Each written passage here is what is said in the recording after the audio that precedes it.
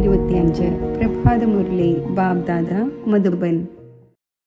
ബാബ പറയുന്നു, മധുരമായ കുട്ടികളെ, നിങ്ങൾക്ക് ശ്രീമത്ത് ലഭിച്ചിരിക്കുകയാണ്.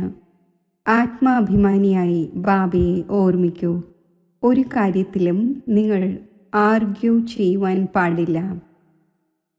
ചോദ്യം: ബുദ്ധിയോഗം സ്വച്ഛമായി ബാബയുമായി ചേരണം. അതിനുവേണ്ടി ഏതൊരു യുക്തിയാണ് രചിക്കപ്പെട്ടിട്ടുള്ളത്? ഉത്തരം: 7 ദിവസത്തെ ഭട്ടി. പുതിയതായി ആരെങ്കിലും വരുന്നുവെങ്കിൽ അവരെ 7 ദിവസത്തേക്ക് ഭട്ടിയിൽ ഇരുത്തൂ. അതിലൂടെ ബുദ്ധിയുടെ മാലിന്യം നീങ്ങട്ടെ. ഗുപ്തമായ ബാബയെയും ഗുപ്ത പഠനത്തെയും ഗുപ്തമായ സമ്പത്തിനെയും തിരിച്ചറിയുവാൻ സാധിക്കട്ടെ. അഥവാ വെറുതെ ഇരിക്കുകയാണെങ്കിൽ കുഴങ്ങിപ്പോകും, ഒന്നും മനസ്സിലാവുകയില്ല. ഗീതം: ഉണരൂ പ്രിയതമമാരെ, ഉണരൂ. ഓം ശാന്തി. കുട്ടികളെ ജ്ഞാനി ആത്മാവാക്കുന്നതിനു വേണ്ടി ഇങ്ങനെയുള്ള ഏതെല്ലാം ഗീതമുണ്ടോ അത് കേൾപ്പിച്ച് പിന്നെ അതിൻ്റെ അർത്ഥം പറഞ്ഞു കൊടുക്കണം. അപ്പോൾ വാക്കുകൾ വ്യക്തമാകും. സൃഷ്ടിയുടെ ആദിമധ്യ അന്ത്യത്തിൻ്റെ ജ്ഞാനം എത്രത്തോളം ബുദ്ധിയിലുണ്ട് എന്ന് മനസ്സിലാകും. കുട്ടികളായ നിങ്ങളുടെ ബുദ്ധിയിൽ മുകളിൽ നിന്നും തുടങ്ങി മൂലവതനം, സൂക്ഷ്മവതനം, സ്ഥൂലവതനം ഇവയുടെ ആദിമധ്യ അന്ത്യത്തിൻ്റെ മുഴുവൻ രഹസ്യവും തിളങ്ങുന്നത് പോലെയാണ്. ബാബയുടെ പക്കലും ഈ ജ്ഞാനമുണ്ട്. അത് നിങ്ങളെ കേൾപ്പിക്കുന്നു. ഇത് തികച്ചും പുതിയ ജ്ഞാനമാണ്. ശാസ്ത്രങ്ങളിലും മറ്റും പേരുണ്ട്. എന്നാൽ ആ പേര് സൂചിപ്പിക്കുമ്പോൾ അതിൽ പറ്റിച്ചേരും, ഡിബേറ്റ് ചെയ്യുവാൻ തുടങ്ങും. ഇവിടെയാണെങ്കിൽ തീർത്തും സിമ്പിൾ രീതിയിലാണ് മനസ്സിലാക്കിക്കുന്നത്. ഭഗവാനുവാച: എന്നെ ഓർമ്മിക്കൂ, ഞാൻ തന്നെയാണ് പതീത പാവനൻ. ഒരിക്കലും ശ്രീകൃഷ്ണനെയോ ബ്രഹ്മ വിഷ്ണു ശങ്കരനെയോ മറ്റോ പതീത പാവനൻ എന്ന് പറയില്ല. സൂക്ഷ്മവതനവാസികളെയും നിങ്ങൾ പതീത പാവനൻ എന്ന് പറയില്ല. സ്ഥൂലവതനത്തിലെ മനുഷ്യർ എങ്ങനെയാണ് പതീത പാവനൻ ആവുക? ഈ ജ്ഞാനവും നിങ്ങളുടെ ബുദ്ധിയിൽ തന്നെയാണുള്ളത്.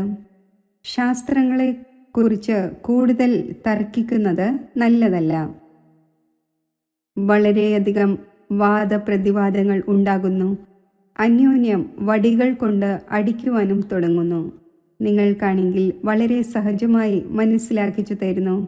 ശാസ്ത്രങ്ങളുടെ കാര്യങ്ങളിൽ ടൂ മച്ചിലേക്ക് പോകരുത്. മുഖ്യമായ കാര്യം തന്നെ ആത്മാഭിമാനി ആകുന്നതിൻ്റെതാണ്. സ്വയം ആത്മാവാണ് എന്ന് മനസ്സിലാക്കണം. ബാബയെ ഓർമ്മിക്കണം. ഈ ശ്രീമത്താണ് മുഖ്യമായത്. ബാക്കിയെല്ലാം ഡീറ്റെയിലാണ്. ബീജം എത്ര ചെറുതാണ്, ബാക്കി വൃക്ഷത്തിൻ്റെ വിസ്താരമുണ്ട്. ഏതുപോലെ ബീജത്തിൽ മുഴുവൻ ജ്ഞാനവും അടങ്ങിയിട്ടുണ്ട്, അതേപോലെ ഈ മുഴുവൻ ജ്ഞാനവും ബീജത്തിൽ അടങ്ങിയിരിക്കുകയാണ്. നിങ്ങളുടെ ബുദ്ധിയിൽ ബീജവും വൃക്ഷവും വന്നു കഴിഞ്ഞു. നിങ്ങൾ അറിയുന്ന രീതിയിൽ മറ്റാർക്കും മനസ്സിലാക്കാൻ സാധിക്കില്ല. വൃക്ഷത്തിൻ്റെ ആയുസ്സും നീണ്ടതായി എഴുതിയിരിക്കുകയാണ്. ബാബയിരുന്ന് ബീജത്തിൻ്റെയും വൃക്ഷത്തിൻ്റെയും അഥവാ ഡ്രാമയുടെ ചക്രത്തിൻ്റെ രഹസ്യം മനസ്സിലാക്കിച്ചു തരുന്നു. നിങ്ങൾ സ്വദർശന ചക്രധാരിയാണ്. പുതിയതായി ആരെങ്കിലും വരുമ്പോൾ സ്വദർശന ചക്രധാരിയായ കുട്ടികളെ എന്ന് ബാബ മഹിമ ചെയ്യുകയാണെങ്കിൽ ആർക്കും മനസ്സിലാക്കാൻ സാധിക്കില്ല. അവരാണെങ്കിൽ സ്വയം കുട്ടികളായി തന്നെ മനസ്സിലാക്കുന്നില്ല. ഈ ബാബയും ഗുപ്തമാണ്, അപ്പോൾ നോളജും ഗുപ്തമാണ്, സമ്പത്തും ഗുപ്തമാണ്. പുതിയവരായ ആരെങ്കിലും കേൾക്കുമ്പോൾ കുഴുങ്ങിപ്പോകും. അതിനാൽ 7 ദിവസത്തെ ഭട്ടിയിൽ ഇരുത്തുന്നു. ഈ 7 ദിവസം ഭാഗവതവും രാമായണവും മറ്റും വയ്ക്കുന്നു. വാസ്തവത്തിൽ ഈ സമയത്ത് 7 ദിവസത്തേക്ക് ഭട്ടിയിൽ വയ്ക്കപ്പെടുന്നു. അപ്പോൾ ബുദ്ധിയിൽ ഏതെല്ലാം മാലിന്യമുണ്ടോ അത് നീക്കം ചെയ്യപ്പെടുകയും ബാബയുമായി ബുദ്ധിയോഗം യോജിക്കുകയും ചെയ്യട്ടെ. ഇവിടെ എല്ലാവരും രോഗിയാണ്. സത്യയുഗത്തിൽ ഈ രോഗം ഉണ്ടായിരിക്കുന്നില്ല. ഇത് പകുതി കൽപ്പത്തെ രോഗമാണ്. 5 വികാരങ്ങളുടെ രോഗം വളരെ ഭാരിച്ചതാണ്. അവിടെയാണെങ്കിൽ ദേഹി അഭിമാനിയായി ഇരിക്കുന്നു. നമ്മൾ ആത്മാക്കൾ ഒരു ശരീരം ഉപേക്ഷിച്ച് മറ്റൊന്നെടുക്കുന്നു എന്നറിയുന്നു. മുൻകൂട്ടി സാക്ഷാത്കാരം ഉണ്ടാകുന്നു. അകാല മൃത്യു ഒരിക്കലും ഉണ്ടാകുന്നില്ല. നിങ്ങൾക്ക് കാലൻ്റെ മേൽ ജയം നേടിത്തരുന്നു. കാല മഹാകാലൻ എന്ന് പറയുന്നു. മഹാകാലൻ്റെയും ക്ഷേത്രമുണ്ട്. സിഖുകാരുടേത് പിന്നെ അകാല സിംഹാസനമാണ്. വാസ്തവത്തിൽ അകാല സിംഹാസനം ഈ ഭൃഗുടിയാണ്. അവിടെ ആത്മാവ് വിരാജിക്കുന്നു. എല്ലാ ആത്മാക്കളും ഈ അകാല സിംഹാസനത്തിൽ ഇരിക്കുകയാണ്. ഇത് ബാബയിരുന്ന് മനസ്സിലാക്കിച്ചു തരുന്നു. ബാബയ്ക്ക് തൻ്റേതായ സിംഹാസനം ഇല്ല. ആ ഒന്ന് വന്ന് ഇദ്ദേഹത്തിൻ്റെ ഈ സിംഹാസനം സ്വീകരിക്കുന്നു. ഈ സിംഹാസനത്തിൽ ഇരുന്ന് കുട്ടികളായ നിങ്ങളെ മയൂര സിംഹാസനത്തിൽ ഇരിക്കുന്നവർ ആക്കുന്നു.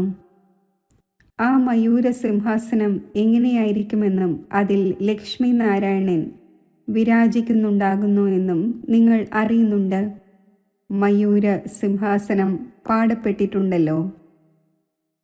ചിന്തിക്കണം. ആ ഒന്നിനെ ഭോലാനാഥനായ ഭഗവാൻ എന്നെന്തുകൊണ്ട് പറയുന്നു?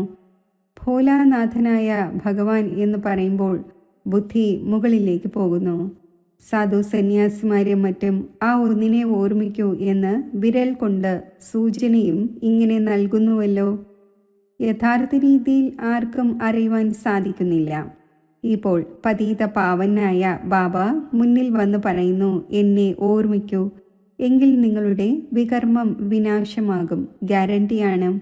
ഗീതയിലും എഴുതിയിട്ടുണ്ട്. എന്നാൽ നിങ്ങൾ ഗീതയിലെ ഒരു ഉദാഹരണം നൽകുകയാണെങ്കിൽ അവർ 10 നൽകും. അതിനാൽ ആവശ്യമില്ല. ആര് ശാസ്ത്രങ്ങളും മറ്റും പഠിച്ചിട്ടുണ്ടോ അവർ വിചാരിക്കും നമുക്ക് യുദ്ധം ചെയ്യാൻ സാധിക്കും എന്ന്. കുട്ടികളായി നിങ്ങൾ ഈ ശാസ്ത്രങ്ങളോ മറ്റോ അറിയുന്നതേയില്ല. നിങ്ങൾ ഒരിക്കലും അവയുടെ പേര് പോലും പറയേണ്ടതില്ല. കേവലം പറയൂ, ഭഗവാൻ പറയുന്നു, തൻ്റെ പിതാവായ എന്നെ ഓർമ്മിക്കൂ. ആ ഒന്നിനെ തന്നെയാണ് പതീത പാവനൻ എന്ന് പറയുന്നത്. പതീത പാവന സീതാറാം എന്ന് പാടുകയും ചെയ്യുന്നു. സന്യാസിമാരും പലയിടങ്ങളിലും ഈണം മുഴക്കിക്കൊണ്ടിരിക്കുന്നു. ഇങ്ങനെ മതമതാന്തരങ്ങൾ ധാരാളമുണ്ടല്ലോ. ഈ ഗീതം എത്ര സുന്ദരമാണ്. ഡ്രാമ പ്ലാൻ അനുസരിച്ച് കൽപ്പകൽപ്പങ്ങളിൽ ഇങ്ങനെയുള്ള ഗീതങ്ങൾ ഉണ്ടാക്കപ്പെടുന്നു. കുട്ടികളായ നിങ്ങൾക്ക് വേണ്ടി ഉണ്ടാക്കപ്പെട്ടതുപോലെയാണ്.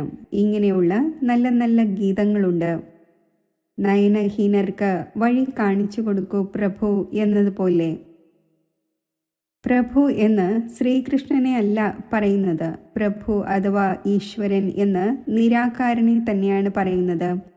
ഇവിടെ നിങ്ങൾ പറയുന്നു ബാബ പരംപിത പരമാത്മാവാണ്. അപ്പോൾ അതും ആത്മാവാണല്ലോ.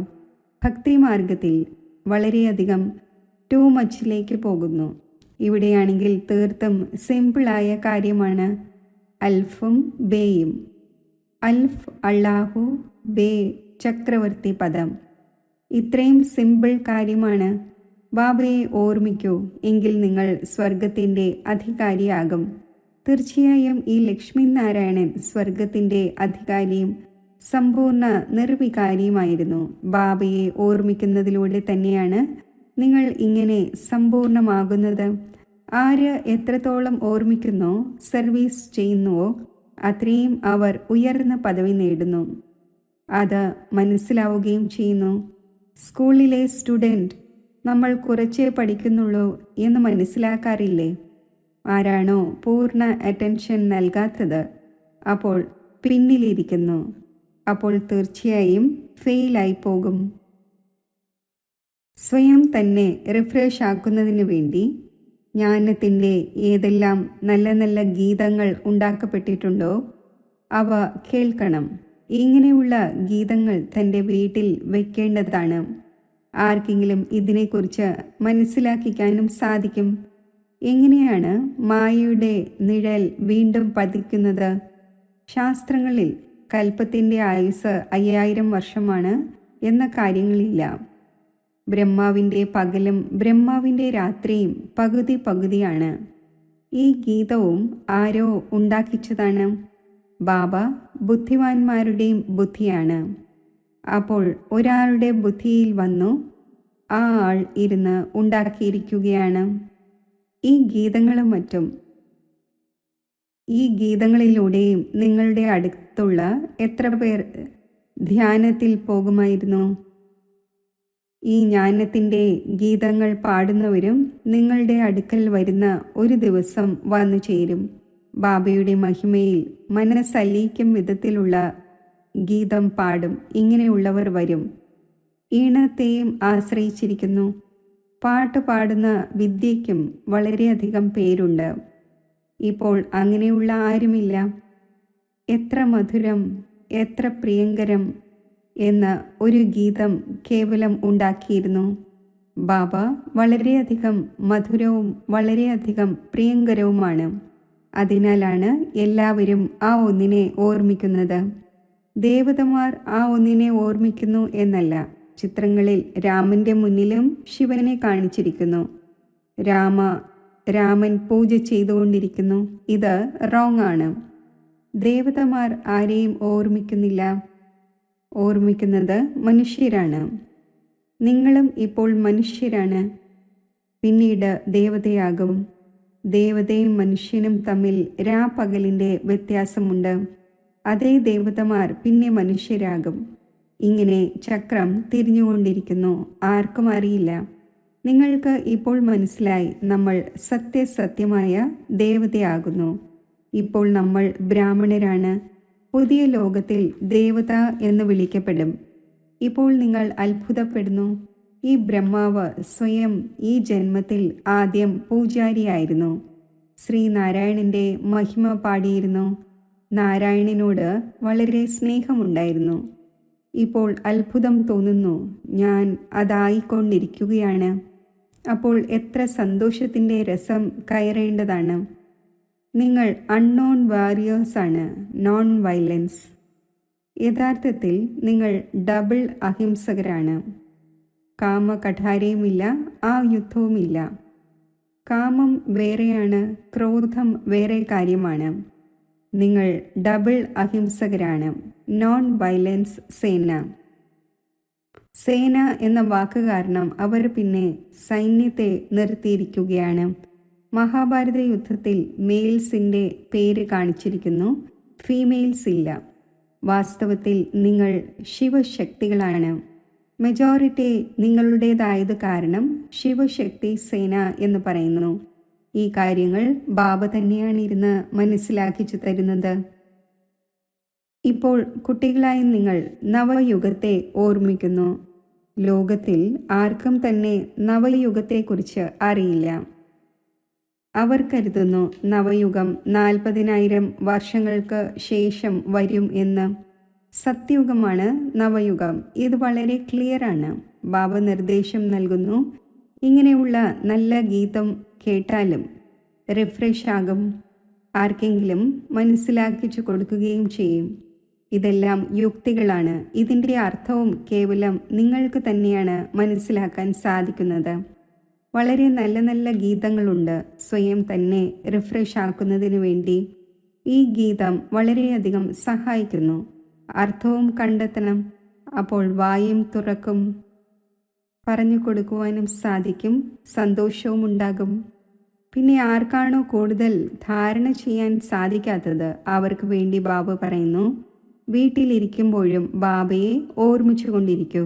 ഗൃഹസ്ഥ വ്യവഹാരത്തിലിരിക്കവേ കേവലം ഈ മന്ത്രം ഓർമ്മിക്കൂ. ബാബയെ ഓർമ്മിക്കൂ. പവിത്രമാകൂ. മുൻപ് പുരുഷന്മാർ പത്നിയോട് പറയുമായിരുന്നു, ഭഗവാനെ വീട്ടിലും ഓർമ്മിക്കാൻ സാധിക്കും. പിന്നെ ക്ഷേത്രങ്ങളിലും മറ്റും അലയേണ്ട എന്താവശ്യമാണ്? ഞാൻ നിങ്ങൾക്ക് വീട്ടിൽ മൂർത്തിയെ നൽകാം. ഇവിടെ ഇരുന്ന് ഓർമ്മിക്കൂ. തിക്കും തിരക്കും കൊള്ളുവാൻ എന്തിനു പോകുന്നു? ഇങ്ങനെ ധാരാളം പുരുഷന്മാർ സ്ത്രീകളെ പോകുവാൻ അനുവദിക്കുമായിരുന്നില്ല. കാര്യം ഒന്ന് തന്നെയാണ്. പൂജിക്കണം, ഓർമ്മിക്കുകയും വേണം. ഒരു തവണ കണ്ടുവെങ്കിൽ പിന്നെ ഇങ്ങനെയും ഓർമ്മിക്കുവാൻ സാധിക്കും. ശ്രീകൃഷ്ണൻ്റെ ചിത്രം കോമൺ ആണ്. മയിൽപീലി കിരീടധാരി. കുട്ടികളായ നിങ്ങൾ സാക്ഷാത്കാരം കണ്ടു. എങ്ങനെയാണ് അവിടെ ജന്മമുണ്ടാകുന്നത്? ആ സാക്ഷാത്കാരവും കണ്ടു. എന്നാൽ നിങ്ങൾക്ക് അതിൻ്റെ ഫോട്ടോ എടുക്കുവാൻ സാധിക്കുമോ? ആക്യുറേറ്റായി ആർക്കും കണ്ടെത്താൻ സാധിക്കില്ല. ദിവ്യ ദൃഷ്ടിയിലൂടെ കേവലം കാണുവാൻ മാത്രം കഴിയുന്നു, ഉണ്ടാക്കുവാൻ കഴിയില്ല. കണ്ട ശേഷം വർണ്ണിക്കുവാൻ സാധിക്കും, പിന്നെ അത് പെയിൻറ്റും മറ്റും ചെയ്യാൻ കഴിയില്ല. സമർത്ഥരായ പെയിൻറ്റർ ആയിരിക്കുകയും സാക്ഷാത്കാരം കാണുകയും ചെയ്താൽ പോലും ആക്യുറേറ്റ് ഫീച്ചേഴ്സ് കൊണ്ടുവരാൻ സാധിക്കില്ല. ബാബ മനസ്സിലാക്കിച്ചു തന്നിട്ടുണ്ട്, ആരോടും കൂടുതൽ തർക്കിക്കരുത്. പറയൂ, നിങ്ങൾക്ക് പാവനമാകുന്നതുമായാണ് ബന്ധം. ശാന്തി ആവശ്യപ്പെടുകയാണെങ്കിൽ ബാബയെ ഓർമ്മിക്കൂ, പവിത്രമാകൂ. പവിത്ര ആത്മാവിന് ഇവിടെ ഇരിക്കുവാൻ സാധിക്കില്ല, അത് തിരികെ പോകും. ആത്മാക്കളെ പാവനമാക്കുന്നതിൻ്റെ ശക്തി ഒരു ബാബയിലാണുള്ളത്. മറ്റാർക്കും പാവനമാക്കുവാൻ സാധിക്കില്ല. കുട്ടികളായ നിങ്ങൾക്കറിയാം, ഇത് മുഴുവൻ സ്റ്റേജാണ്. ഇതിൽ നാടകം നടക്കുന്നു. ഈ സമയത്ത് മുഴുവൻ സ്റ്റേജിലും രാവണൻ്റെ രാജ്യമാണ്. മുഴുവൻ സമുദ്രത്തിലും സൃഷ്ടി നിൽക്കുകയാണ്. ഇത് പരിധിയില്ലാത്ത ദ്വീപാണ്. അത് പരിധിയുള്ളതാണ്. ഇത് പരിധിയില്ലാത്ത കാര്യമാണ്. ഇതിൽ പകുതി കൽപ്പം ദേവതാ രാജ്യമാണ്, പകുതി കൽപ്പം ആസുരീയ രാജ്യമാണ്. പൊതുവെ ഖണ്ഡങ്ങൾ വ്യത്യസ്തമാണെങ്കിലും ഇത് മുഴുവൻ പരിധിയില്ലാത്ത കാര്യമാണ്. നിങ്ങൾക്കറിയാം, നമ്മൾ ഗംഗയുടെയും യമുന നദിയുടെയും മധുരമായ ജലത്തിൻ്റെ തീരത്ത് തന്നെയായിരിക്കും.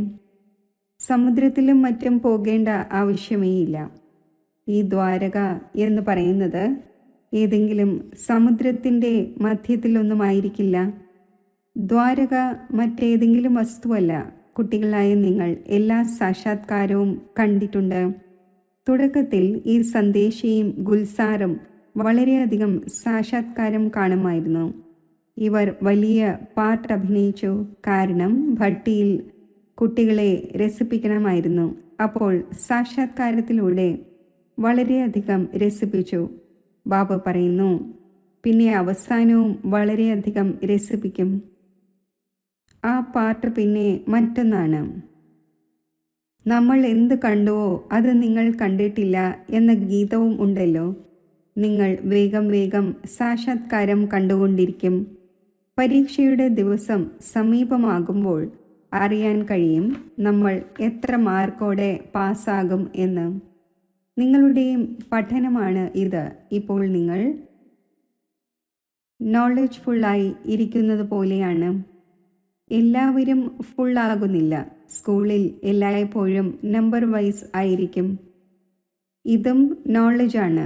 മൂലവതനം, സൂക്ഷ്മവതനം, 3 ലോകങ്ങളുടെയും ജ്ഞാനം നിങ്ങൾക്കുണ്ട്.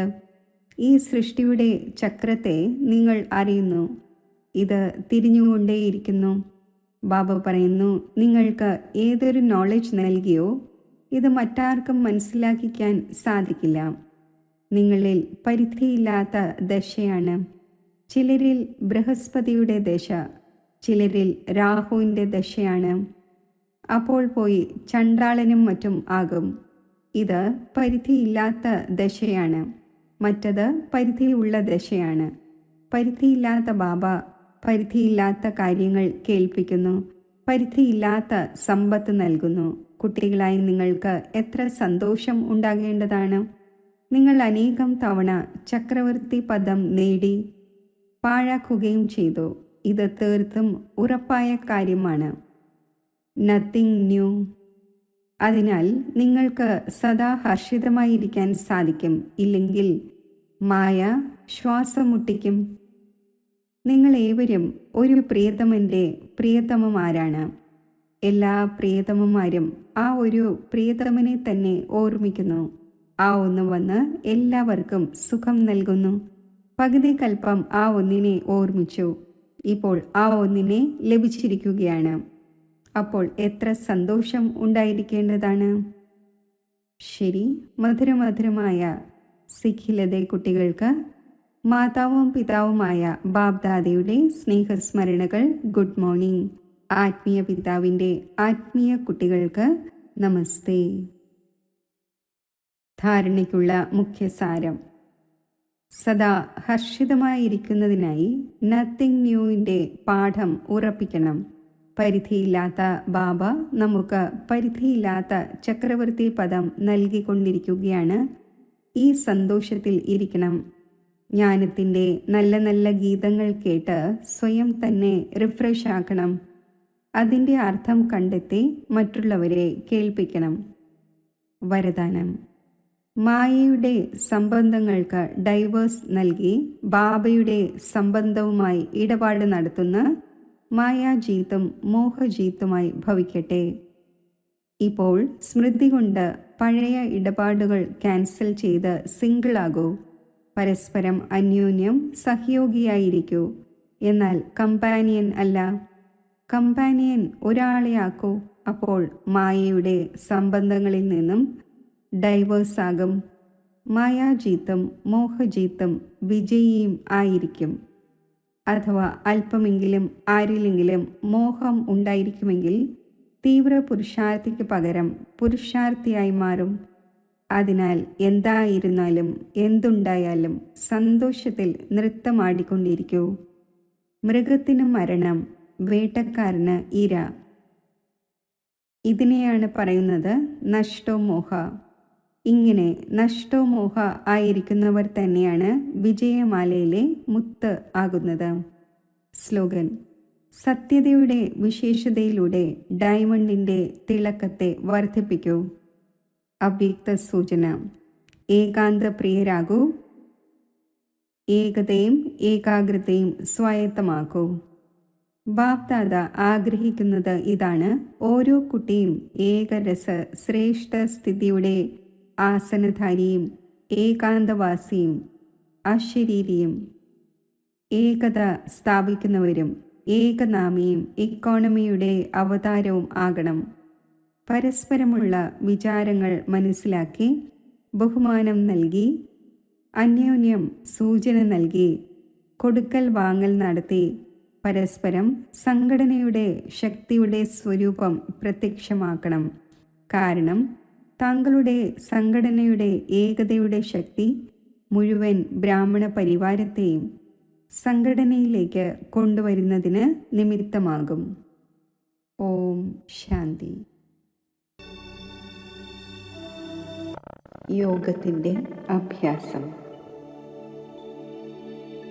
ദേഹത്തിൽ നിന്നും വേറിട്ട് എൻ്റെ ആത്മസ്വരൂപത്തിൻ്റെ സ്മൃതി ഞാൻ കൊണ്ടുവരുന്നു.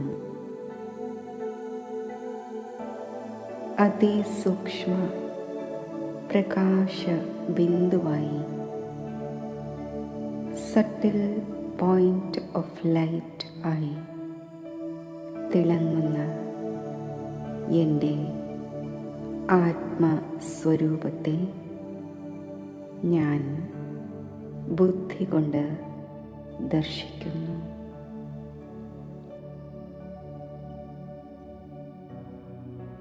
എൻ്റെ മനസ്സും ബുദ്ധിയും ആത്മസ്വരൂപത്തിൽ സ്ഥിരമാകുമ്പോൾ എൻ്റെ സ്വധർമ്മമായ ശാന്തിയുടെ സ്വരൂപമായി ഞാൻ മാറുന്നു.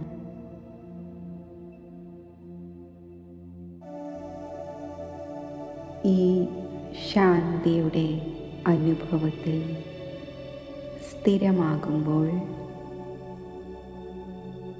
ശാന്തിയുടെ അതിഗഹനത എനിക്ക് അനുഭവമാകുന്നു. എന്നിൽ നിന്നും ശാന്തിയുടെ പ്രകാശരശ്മികൾ നാനാഭാഗത്തും വ്യാപിക്കുന്നു.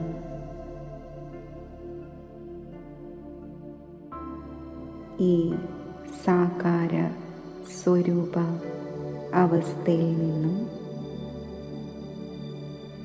ഞാൻ മനസ്സും ബുദ്ധിയും കൊണ്ട് ബ്രഹ്മലോക നിവാസിയായി മാറുന്നു. ശിവബാബയുടെ സമീപത്ത് സ്ഥിതി ചെയ്യുന്നു. എൻ്റെ സ്മൃതിയുടെ ശക്തി വർദ്ധിപ്പിക്കുമ്പോൾ ജ്ഞാനസൂര്യനായ ബാബ എനിക്ക് സർവശക്തികളുടെയും വരദാനങ്ങൾ കിരണങ്ങളുടെ രൂപത്തിൽ തന്നുകൊണ്ടിരിക്കുന്നതായി ഞാൻ അനുഭവിക്കുന്നു.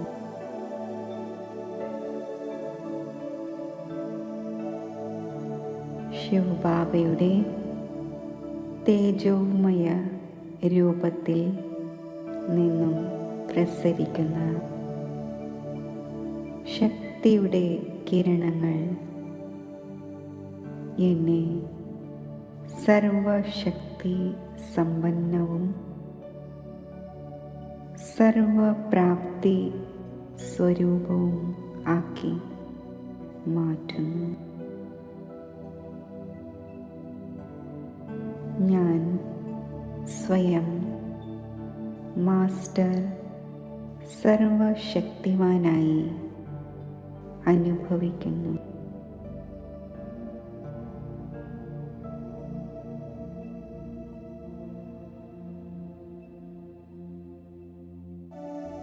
മസ്തക സിംഹാസനത്തിൽ ഞാൻ മാസ്റ്റർ സർവശക്തിവാനായി വിരാജിക്കുന്നു. ഈ ശക്തിശാലി സ്ഥിതിയിൽ വിരാജിക്കും. എൻ്റെ സ്ഥൂലവും സൂക്ഷ്മവുമായ കർമ്മേന്ദ്രിയങ്ങൾ അധികാരിയായ എൻ്റെ ആജ്ഞാകാരിയായി മാറുന്നു.